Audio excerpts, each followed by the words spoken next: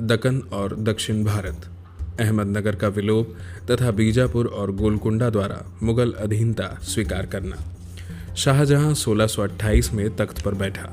शहजादे के रूप में दक्कन में 2 अभियानों का नेतृत्व कर चुकने और अपने पिता के खिलाफ विद्रोह के दौरान दक्कन में अच्छा खासा समय बिताने के बाद शाहजहां को दक्कन और उसकी राजनीति का काफ़ी कुछ अनुभव और निजी ज्ञान प्राप्त हो चुका था। शासक के रूप में शाहजहां का पहला लक्ष्य दक्कन के उन क्षेत्रों को वापस पाना था जो निजाम शाही शासक के हाथों में चले गए थे। इसके लिए उसने एक पुराने और अनुभवी अमीर खान ए जहां लोदी को नियुक्त किया, लेकिन खान ए जहां लोदी इस कार्य को पूरा करने में असफल रहा और उसे दरबार में वापस बुला लिया गया। कुछ ही समय बाद खान ए जहां विद्रोह करके निज़ाम शाह से जा मिला, जिसने उसे बरार और बालाघाट के बाकी भागों से मुगलों को बाहर निकालने के लिए नियुक्त किया। एक अग्रणी मुगल अमीर को शरण देने का मतलब मुगलों को चुनौती देना था, जिसे शाहजहां अनदेखा नहीं कर सकता था। स्पष्ट था कि मलिक अंबर की मृत्यु के बाद भी उसकी बरार और बालाघाट में मुगलों की सत्ता को मान्यता न देने की नीति को निज़ाम शाही शासक जारी रखे हुए था। इसलिए शाहजहां इस नतीजे पर पहुंचा कि अहमदनगर जब तक एक स्वतंत्र राज्य बनेगा, दक्कन में मुगलों को शांति नहीं मिल सकती। यह अकबर और जहांगीर की नीति से एक बहुत बड़ा अलगाव था। साथ ही दक्कन में जितना एकदम आवश्यक हो, उससे अधिक मुगल क्षेत्र को बढ़ाने में शाहजहां की रुचि नहीं थी। इसलिए उसने बीजापुर को शासक को पत्र लिखकर प्रस्ताव रखा कि अगर वह अहमदनगर के खिलाफ सोचे जा रहे अभियानों में मुगलों से सहयोग करे तो उसे मोटे तौर पर अहमदनगर राज्य का 1/3 भाग दे दिया जाएगा। कूटनीतिक और सैनिक स्तर पर अहमदनगर को अलग थलग करने की शाहजहां की यह एक सोची समझी चाल थी। इसने विभिन्न मराठा सरदारों को मुगल सेवा में शामिल होने के लिए संकेत भेजे। आरंभ में शाहजहां अपनी चालों में सफल रहा। मलिक अंबर ने अपने अभियानों के दौरान कुछ प्रमुख बीजापुरी अमीरों को हराया और मार डाला था। मलिक अंबर के हाथों नौरसपुर की आगजनी और शोलापुर पर कब्जे के रूप में मिले अपमान से आदिल शाह भी कराह रहा था। इसलिए उसने शाहजहां का प्रस्ताव स्वीकार कर लिया और मुगलों से सहयोग करने के लिए निज़ाम शाही सीमा पर एक सेना तैनात कर दी। लगभग इसी समय मुगलों के साथ षड्यंत्र करने के आरोप में जाधव राव को विश्वासघात करके निजाम शाही दरबार में मार डाला गया था। वह एक प्रमुख मराठा सरदार था जो जहांगीर के काल में मुगलों से जा मिला था, पर फिर वह निजाम शाह की सेवा में वापस आ गया था। फलस्वरूप शाहजी भोसले, जो उसका दामाद था और शिवाजी का पिता था, अपने संबंधियों के साथ मुगलों से आ मिला। शाहजहां ने उसे 5000 का मनसब दिया और पूना के क्षेत्र में जागीर दी। अनेक दूसरे प्रमुख मराठा सरदार भी शाहजहां से आ मिले। 1629 में शाहजहां ने अहमदनगर के खिलाफ बड़ी बड़ी सेनाएं तैनात की। इनमें से एक को पश्चिम में बालाघाट क्षेत्र और दूसरे को पूरब में तेलंगाना क्षेत्र में अपना काम करना था। उनकी गतिविधियों के समन्वय के लिए बादशाह स्वयं बुरहानपुर पहुंच गया। बिना ढील दिए दबाव डालकर अहमदनगर राज्य के बड़े बड़े भागों पर मुगलों का अधिकार हो गया। परिंदा पर घेरा डाला गया, जो राज्य की आखिरी चौकियों में से एक था। निज़ाम शाह ने अब आदिल शाह से एक दयनीय गुहार की। उसने कहा कि राज्य का अधिकांश भाग मुगलों के अधीन है और अब अगर परिंदा का पतन होता है तो उसका मतलब निज़ाम शाह वंश का खात्मा होगा। उसने चेतावनी दी कि इसके बाद बीजापुर की बारी आएगी। अहमदनगर में मुगलों के लगातार बढ़ते आने पर बीजापुर दरबार का एक शक्तिशाली समूह बेचैन हो रहा था। वास्तव में सरहद पर तैनात बीजापुरी सेनाओं ने बस स्थिति का जायजा लिया था और मुगलों की कार्रवाई में कोई सक्रिय भाग नहीं लिया था। अपनी ओर से मुगलों ने भी आदिल शाह को समझौते में तय हुए क्षेत्र देने से इनकार कर दिया था। फलस्वरूप आदिल शाह भड़क उठा और उसने निजाम शाह की सहायता करने का निश्चय किया, जिसने उसे शोलापुर सौंप देने का वादा किया। राजनीतिक स्थिति के इस मोड़ ने मुगलों को परिंदा का घेरा उठाकर पीछे हटने पर मजबूर कर दिया, लेकिन अहमदनगर की आंतरिक स्थिति अब मुगलों के पक्ष में पलट गई। मलिक अंबर के बेटे फतेह खान को निजाम शाह ने अभी हाल में इस आशा पर पेशवा नियुक्त किया था कि वह शाहजहां को शांति संधि के लिए प्रेरित कर सकेगा। इसके बदले फतेह खान ने शाहजहां से गुप्त वार्ता शुरू कर दी और उसके कहने पर निजाम शाह का कत्ल करके गद्दी पर एक कठपुतले को बिठा दिया। उसने मुगल बादशाह के नाम से खुतबा भी पढ़वाया और सिक्का भी ढलवाया। पुरस्कार स्वरूप फतेह खान को मुगल सेवा में ले लिया गया और पूना के आसपास की जागीर जो पहले शाहजी को दी गई थी अब उसे हस्तांतरित कर दी गई। फलस्वरूप शाहजी ने मुगलों का साथ छोड़ दिया। ये घटनाएं 1632 की हैं। फतेह खान के समर्पण के बाद शाहजहां महाबत खान को दक्कन में मुगल सूबेदार नियुक्त करके स्वयं आगरा लौट गया। बीजापुर तथा शाहजी समेत स्थानीय निज़ाम शाही अमीरों के संयुक्त विरोध के सामने महाबत खान ने अपने आप को बहुत मुश्किल हालत में पाया। परिंदा ने बीजापुर के आगे समर्पण कर दिया, जिसने किला दौलताबाद के लिए भी एक जोरदार कोशिश की और किले के समर्पण के बदले फतेह खान को भारी दौलत देने का प्रस्ताव किया। दूसरी जगहों पर भी मुगलों को अपनी स्थिति बनाए रखना कठिन लगने लगा। इस तरह देखा जा सकता है कि मुगल और बीजापुर वास्तव में अहमदनगर की लाश को बांटने के संघर्ष में लगे हुए थे। दौलताबाद से समर्पण कराने और वहां अपनी छावनी बनाने के लिए आदिल शाह ने रनदौला खान और मुरारी पंडित के नेतृत्व में एक बड़ी फौज भेजी। मुगलों को परेशान कराने और उनकी रसद बंद कराने के लिए शाहजी को भी बीजापुर की सेवा में ले लिया गया, पर बीजापुरी सेना और शाहजी की मिलीजुली कार्रवाई भी नाकाम रही। महाबत खान ने दौलताबाद को 1633 में कसकर घेरा और छावनी को समर्पण करने के लिए मजबूर कर दिया। निज़ाम शाह को कैद करके ग्वालियर भेज दिया गया। इस तरह निज़ाम शाही वंश का अंत हो गया, लेकिन मुगलों की समस्याएं इससे भी हल नहीं हुई। मलिक अंबर के उदाहरण का अनुकरण करते हुए शाहजी ने एक निज़ाम शाही शाहजादा ढूंढ निकाला और उसे शासक बना दिया। शाहजी की सहायता के लिए आदिल शाह ने 7-8 हज़ार घुड़सवारों का दस्ता भेजा और अनेक निज़ाम शाही कुलीनों को अपने अपने किले शाहजी को सौंप देने के लिए प्रेरित किया। अनेक तोड़ दिए गए निज़ाम शाही सैनिक टुकड़ियों के सैनिक शाहजी से आ मिले, जिससे उसकी सेना बढ़कर 20,000 सवारों तक जा पहुंची। इनके बल पर उसने मुगलों को परेशान किया और अहमदनगर राज्य के बड़े बड़े हिस्सों पर अधिकार कर लिया।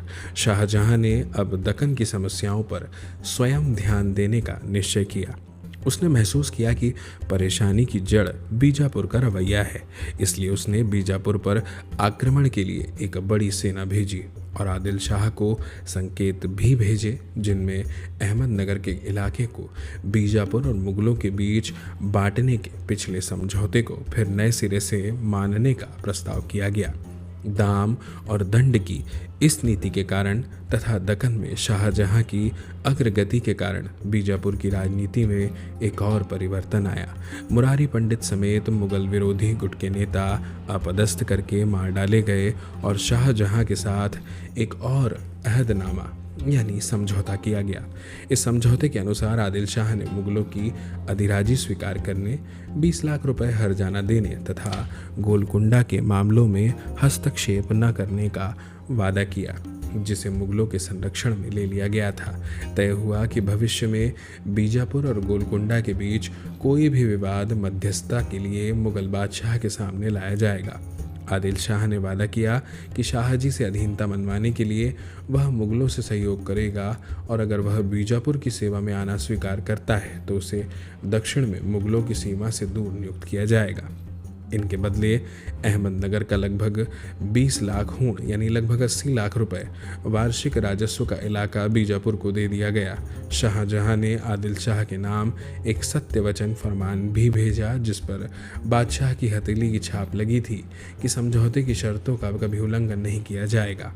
शाहजहां ने गोलकुंडा से भी एक समझौता करके दक्कन का बंदोबस्त पूरा कर दिया। वहां के शासक ने खुतबे से शाह ए ईरान का नाम निकालकर उसमें शाहजहां का नाम शामिल करने की हामी भरी। कुतुब शाह ने बादशाह का वफादार रहने का वादा किया। 4 लाख हूण सालाना का खिराज, जिसे गोलकुंडा पहले बीजापुर को दे रहा था, माफ कर दिया गया। गोलकुंडा को मुगल संरक्षण के बदले मुगल बादशाह को 2 लाख हूण सालाना देने को कहा गया। बीजापुर और गोलकुंडा के साथ 1636 की संधियां श्रेष्ठ राजनीतिक कदम थे। वास्तव में उन्होंने शाहजहां को अकबर का परम उद्देश्य पूरा करने में सफलता दिलाई। मुगल बादशाह की अधिराजी अब देश के चारों कोनों में स्वीकार की जाने लगी थी। मुगलों के साथ शांति के बाद दक्कनी राज्य अब दक्षिण की ओर अपने पांव फैलाने की स्थिति में थे। 1636 की संधियों के बाद एक दशक में बीजापुर और गोलकुंडा ने कृष्णा नदी से लेकर तंजावुर और उसके आगे तक कर्नाटक के समृद्ध और उपजाऊ क्षेत्र को रौंद डाला। इस क्षेत्र में अनेक छोटे छोटे रजवाड़ों का शासन था। उनमें से अनेक तो विजयनगर के भूतपूर्व शासक राय की सैद्धांतिक अधीनता स्वीकार करते थे, जैसे तंजावुर, जिंजी और मदुरै के नायक। इन राज्यों के खिलाफ बीजापुर और गोलकुंडा ने अनेक अभियान चलाए। शाहजहां की सहायता से उन्होंने अपनी सेनाओं द्वारा जीते गए क्षेत्रों और मालों को बीजापुर और गोलकुंडा के बीच 2:1 के अनुपात में बांटने का समझौता किया। इन दोनों के बीच बार बार के झगड़ों के बावजूद विजय का चक्र बढ़ता रहा। इस तरह एक छोटी सी अवधि में इन दोनों राज्यों के इलाके दुगने से अधिक बढ़ गए और वे अपनी शक्ति और समृद्धि के चरम पर जा पहुंचे। अगर ये शासक जीत गए क्षेत्रों पर अपनी पकड़ को मजबूत बना पाते तो दक्कन से शांति का एक लंबा युग चला होता, लेकिन तीव्र प्रसार ने इन राज्यों में जो भी आंतरिक संगठन था उसे कमजोर कर दिया। बीजापुर में शाहजी और उसके बेटे शिवाजी जैसे और गोलकुंडा के अग्रणी अमीर मीर जुमला जैसे महत्वाकांक्षी अमीरों ने अपने अपने प्रभाव क्षेत्र बनाने शुरू कर दिए। मुगलों ने भी देखा कि दक्कन में शक्ति संतुलन डगमगा चुका है और इन्होंने इन राज्यों के प्रसारवादी चरण में अपनी कृपालु तटस्थता बनाए रखने की कीमत मांगी। 1656 में मोहम्मद आदिल शाह की मृत्यु के बाद और मुगल सूबेदार बनकर औरंगजेब के दक्कन पहुंचने के बाद ये घटनाक्रम अपने चरम पर पहुंचे। इन घटनाक्रमों की विवेचना आगे एक अध्याय में की जाएगी। दक्कनी राज्यों का सांस्कृतिक योगदान। दक्कनी राज्यों को अनेक सांस्कृतिक योगदानों का श्रेय प्राप्त है।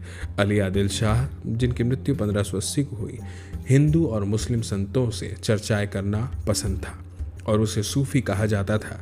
उसने अकबर से भी पहले कैथोलिक मिशनरियों को अपने दरबार में निमंत्रित किया था। उसके पास एक उम्दा पुस्तकालय था जिसमें उसने संस्कृत के सुप्रसिद्ध विद्वान वामन पंडित को नियुक्त किया। उसके अधिकारियों ने भी संस्कृत एवं मराठी को संरक्षण देना जारी रखा। अली आदिल शाह का उत्तराधिकारी इब्राहिम आदिल शाह द्वितीय 1580 से 1627 9 साल की आयु में गद्दी पर बैठा। वह गरीबों पर बहुत मेहरबान था और अबला बाबा यानी गरीबों का दोस्त कहलाता था। संगीत में उसकी गहरी दिलचस्पी थी और उसने किताब नौरस शीर्षक से रची थी, जिसमें विभिन्न रागों पर गीत लिखे गए थे। उसने नौरसपुर नाम से एक नई राजधानी बसाई जिसमें बड़ी संख्या में संगीतकारों को बसने के लिए निमंत्रित किया गया। अपने गीतों में उसने संगीत और ज्ञान की देवी सरस्वती की खुलकर वंदना की। अपने उदार दृष्टिकोण के कारण वह जगत गुरु कहलाया। वह हिंदू संतों और मंदिरों समेत सभी को संरक्षण देता था। इसमें वह दान भी शामिल था जो विठोबा की आराधना के केंद्र पंढरपुर को दिया गया था। यही महाराष्ट्र में भक्ति आंदोलन का केंद्र बन गया था।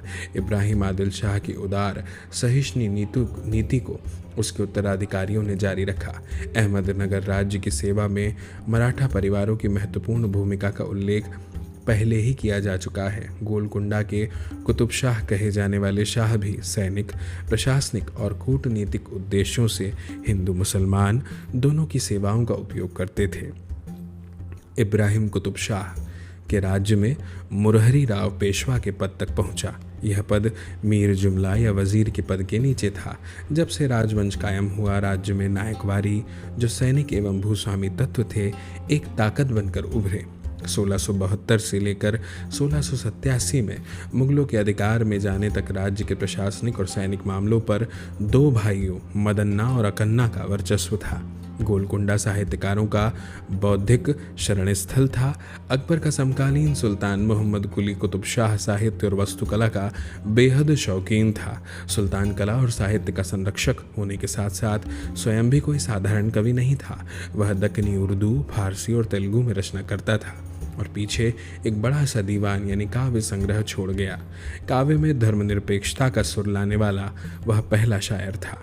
अल्लाह और पैगंबर की स्तुति करने के बाद उसने प्रकृति, प्रेम और अपने समय के सामाजिक जीवन के बारे में लिखा है।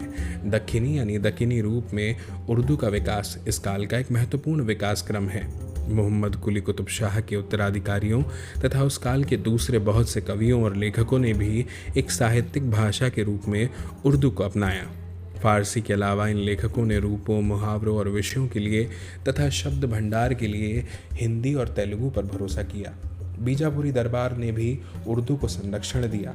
महाकवि नुसरती ने, जो 17वीं सदी के मध्य के शायर हैं, कनकनगर के शासक राजा मनोहर और मधुमालती की प्रेम गाथा लिखी।